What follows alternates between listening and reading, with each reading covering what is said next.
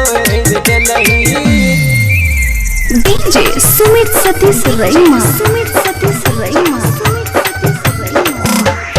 अखिया लड़लही बतिया बदलही करे के सिखलही प्यार बीच रहिया में दिल तोड़ दिलही। गलती की राह हमार ये पगली छोड़ दिलही ये दिलवा तोड़ दिलही ये पगली छोड़ दिलही ये दिलवा तोड़ दिलही। अखिया लड़लही बतिया बढ़लही करे के सिखलही प्यार बीच रहिया में दिल तोड़ दिलही।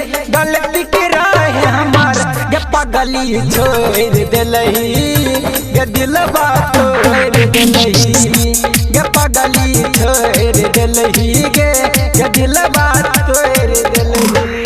डीजे सुमित सतीश रईमा।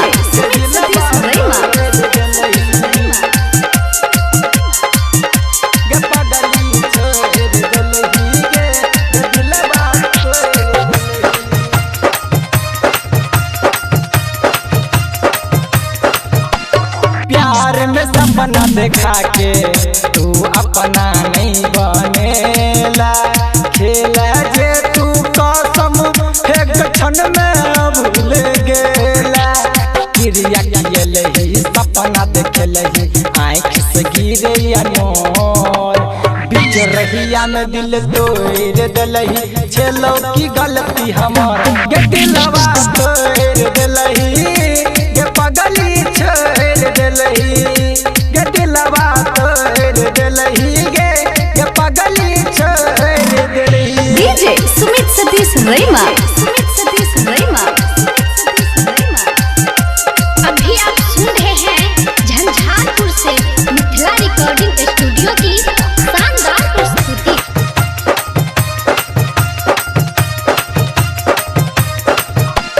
घुट घुट जियो ये रानी तोरे याद में राइटर महेंद्र माही कल्याण जी तरफो प्यार में ठीक न चलही दिल तोड़ दिलही। गलती की राह हमार ये दिलवा तोड़ दिलही ये पगली छोड़ दिलही ये दिलवा तोड़ दिलही